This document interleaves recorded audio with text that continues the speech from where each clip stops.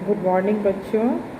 आज हम BSc part second में इन्वर्टिब्रेट के स्ट्रक्चर एंड फंक्शंस वाले फर्स्ट पेपर के अंदर आज हम इसके अंदर पहला टॉपिक ले रहे हैं रेस्पिरेशन। पहले भी हम इसके कई टॉपिक ले चुके हैं।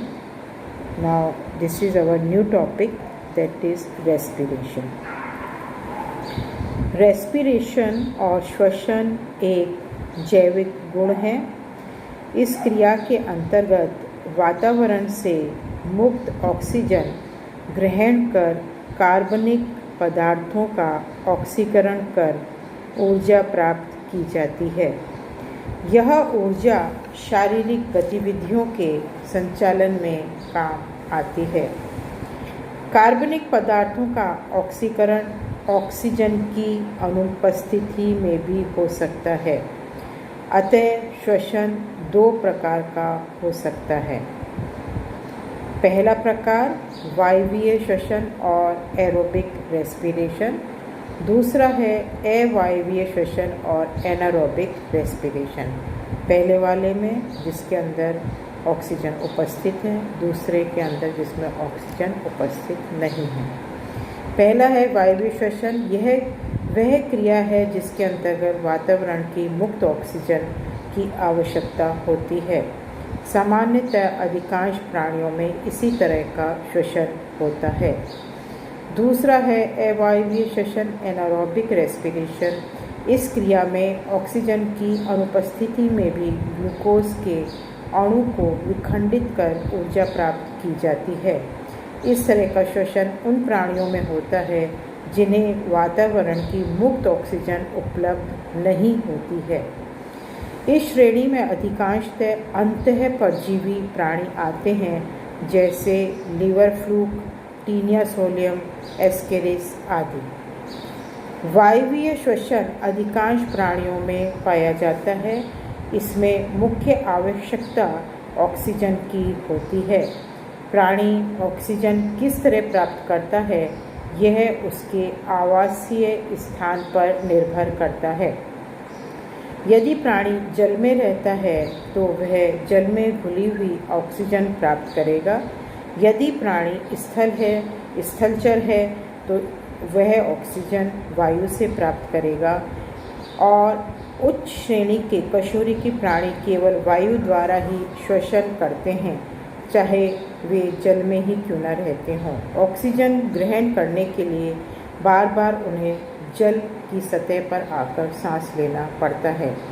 प्राणी किस माध्यम से ऑक्सीजन प्राप्त करता है, इस आधार पर प्राणियों में श्वसन दो भागों में वर्गीकृत कर सकते हैं। पहला है जलीय श्वसन एक्वेटिक रेस्पिरेशन, दूसरा है वायवीय श्वसन और एरियल रेस्पिरेशन।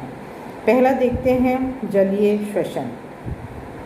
इस विधि में प्राणी जल में घुली हुई ऑक्सीजन को विसरण और डिफ्यूजन विधि द्वारा ग्रहण करते हैं।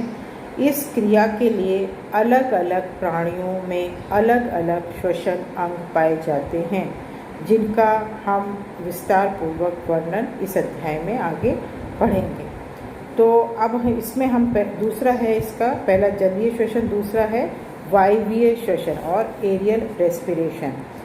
इस विधि के अंतर्गत प्राणी वायु में उपस्थित ऑक्सीजन को ग्रहण करते हैं। कोई भी सतह जो श्वसन का कार्य करती है, उसके लिए उस सतह में निम्न गुण होने चाहिए। पहला, वह सतह स्वच्छ जल या वायु के संपर्क में आनी चाहिए ताकि उसे ऑक्सीजन उपलब्ध हो सके। दूसरा, सतह नम होनी चाहिए, it must be moist. Third, सतह का उचित तापक्रम होना चाहिए। चौथा, सतह में ऑक्सीजन वहन के साधन उपलब्ध होने चाहिए। श्वसन की संपूर्ण क्रिया को दो भागों में विभक्त कर सकते हैं हम।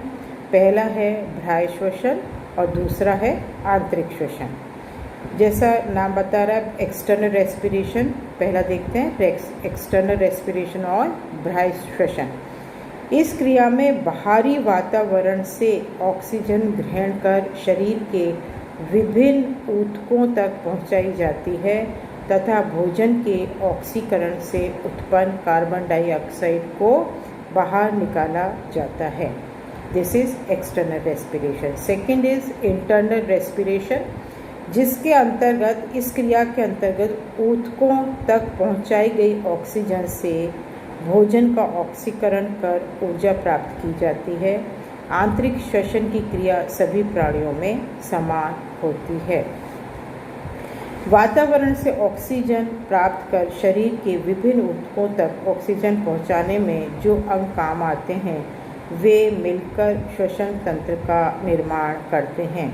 इस अध्याय में विभिन्न अकशेरुकी प्राणियों में उन्हीं सब विशिष्ट संरचनाओं का विस्तार से हम अध्ययन करेंगे जो वातावरण से मुक्त ऑक्सीजन को ग्रहण कर शरीर के विभिन्न ऊतकों तक पहुंचाते हैं तथा वहां उपापचयी क्रियाओं के फलस्वरूप उत्पन्न कार्बन डाइऑक्साइड को बाहर निकालते हैं।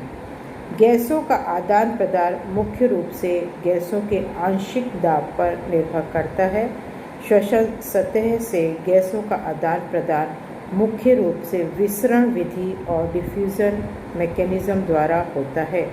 इस विधि में गैसें उनकी उच्च सांद्रता से कम सांद्रता की तरफ विस्तृत होती हैं। Now we start for the first, that is aquatic respiration. Aquatic respiration ये जो निम्न अकशेरुकी प्राणियों में होता है उसके बारे में हम पढ़ रहे हैं और इसमें अलग अलग हम प्राणियों के उदाहरण देखेंगे कि इसमें जलीय श्वसन किस प्रकार से होता है। पहले हम देखते हैं व्हाट इज एक्वेटिक रेस्पिरेशन। वे प्राणी जो जल में निवास करते हैं श्वसन के लिए जल में घुली हुई ऑक्सीजन का उपयोग करते हैं। So that is aquatic respiration.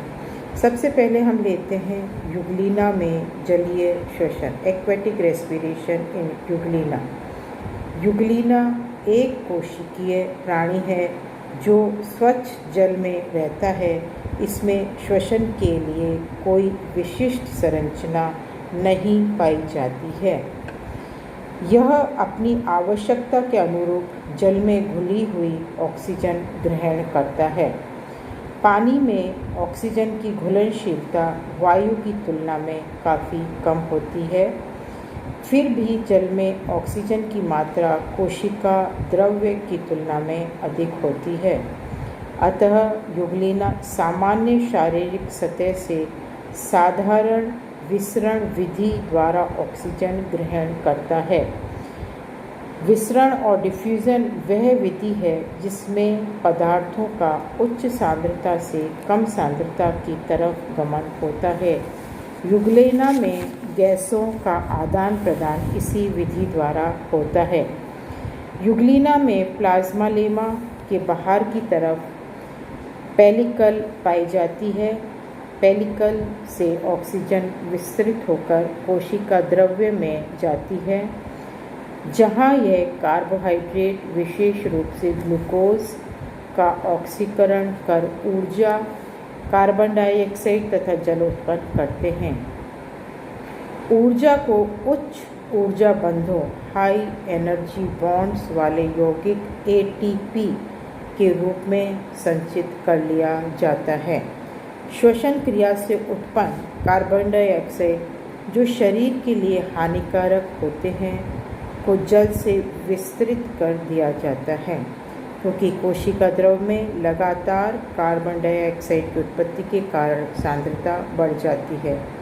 Carbon dioxide जल में विलय क्षमता भी ऑक्सीजन की तुलना में अधिक होती है। अतः कार्बन डाइऑक्साइड शीघ्र ही विस्तृत होकर जल में चली जाती है। दूसरा हम देखते हैं निरीज में जलीय श्वसन। निरीज समुद्री जल में रहने वाला प्राणी है। समुद्री जल में स्वच्छ जल की तुलना में ऑक्सीजन की विलय क्षमता कम होती है।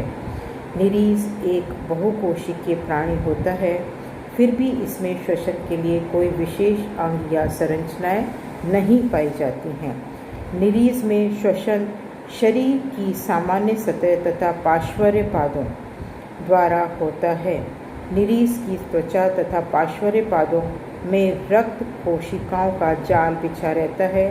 निरीस के रक्त में इरिथ्रोक्रोरिन नामक श्वसन वर्णक पाया जाता है, जिसमें ऑक्सीजन वाहक क्षमता पाई जाती है। निरीस में गैसों का आदान प्रदान रक्त तथा जल के बीच विसरण विधि द्वारा और डिफ्यूजन द्वारा होता है। रक्त में उपस्थित श्वसन वर्णक इरिथ्रोक्रोरिन ऑक्सीजन का वहन करता है। यह वर्णक शरीर के उन भागों में ऑक्सीजन को मुक्त करता है जहां इसकी कमी होती है। इस तरह शरीर के समस्त भागों को ऑक्सीजन का वितरण हो जाता है।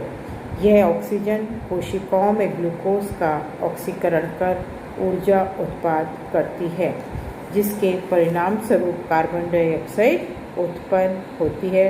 ऊर्जा शारीरिक गतिविधियों के संचालन में सहायक होती है। कार्बन डाइऑक्साइड पुनः श्वसन सतह, सामान्य शारीरिक सतह तथा पार्श्वर्य पाद द्वारा जल में विस्कृत कर दी जाती है। युग्लिना की तरह निरीस में भी श्वसन विसरण विधि द्वारा ही होता है। अब नेक्स्ट आता है, इसमें जो अभी चल रहे हैं वो सारे डिफ्यूजन मैकेनिज्म के द्वारा ही होता है। दूसरा आता है हमें हिरिडोनेरिया में जलीय श्वसन। निरीस की तरह ही हिरिडोनेरिया भी एक जलीय प्राणी है, परंतु यह समुद्री जल में न रहकर स्वच्छ जल में रहता है, फ्रेश वाटर लिविंग है। इसमें भी श्वसन के लिए कोई विशेष अंग या संरचनाएं नहीं पाई जाती है। इसमें भी श्वसन शरीर की सामान्य सतह अर्थात त्वचा द्वारा ही होता है। इसमें त्वचा सुरक्षा के अलावा श्वसन जैसा महत्वपूर्ण कार्य भी करती है। हिरिडोनेरिया की त्वचा में हीमोसिलोमी कोशिकाएं और केशिकाएं का जाल बिछा रहता है। हीमोसिलरी कैपिलरीज का जाल बिछा रहता है। इनके हीमोसिलोमिक द्रव में हीमोग्लोबिन नामक श्वसन वर्णक पाया जाता है ना। Respiratory pigment is haemoglobin. यह हीमोग्लोबिन ऑक्सीजन का वाहक होता है। एक हीमोग्लोबिन का अणु 4 ऑक्सीजन के अणुओं का वहन करता है। इसमें गैसों का आदान प्रदान जल तथा हीमोसिलोमिक द्रव के बीच विसरण विधि द्वारा होता है। चूँकि जल में ऑक्सीजन की सांद्रता तथा आंशिक दाब अधिक होता है, अतः जल से ऑक्सीजन विस्तृत होकर हीमोसिलोमिक द्रव में आ जाती है। यहाँ से हीमोग्लोबिन द्वारा शरीर के विभिन्न ऊतकों तक ले जाई जाती है तथा जहाँ इसकी आवश्यकता होती है वहाँ इसका वितरण किया जाता है। यह ऑक्सीजन कोशिकाओं में ग्लूकोज का ऑक्सीकरण कर कार्बन डाइऑक्साइड व ऊर्जा उत्पन्न करती है। ऑक्सीजन क्या करती है, वहाँ पहुँच के ग्लूकोज का ऑक्सीडेशन करेगी और ऑक्सीडेशन के बाद वहाँ पे ऊर्जा होगी और कार्बन डाइऑक्साइड बनेगी। अब जो कार्बन डाइऑक्साइड बनी है उसको बाहर निकालना जरूरी है, तो ये कार्बन डाइऑक्साइड पुनः हीमोसिलोमिक द्रव्य द्वारा त्वचा में लाई जाती है, जहाँ से यह विसरण विधि द्वारा बाहर निकाल दी जाती है। त्वचा की एपिडर्मिस पारगम्य झिल्ली की तरह कार्य करती है। एपिडर्मिस में पाए जाने वाली श्लेष्म स्त्रावी ग्रंथिल कोशिकाओं द्वारा स्त्रावित श्लेष्म त्वचा को हमेशा नम बनाए रखता है, जिससे गैसीय आदान प्रदान हो सकता है। So this is all about the today's lecture. Thank you so much. Good day, good luck.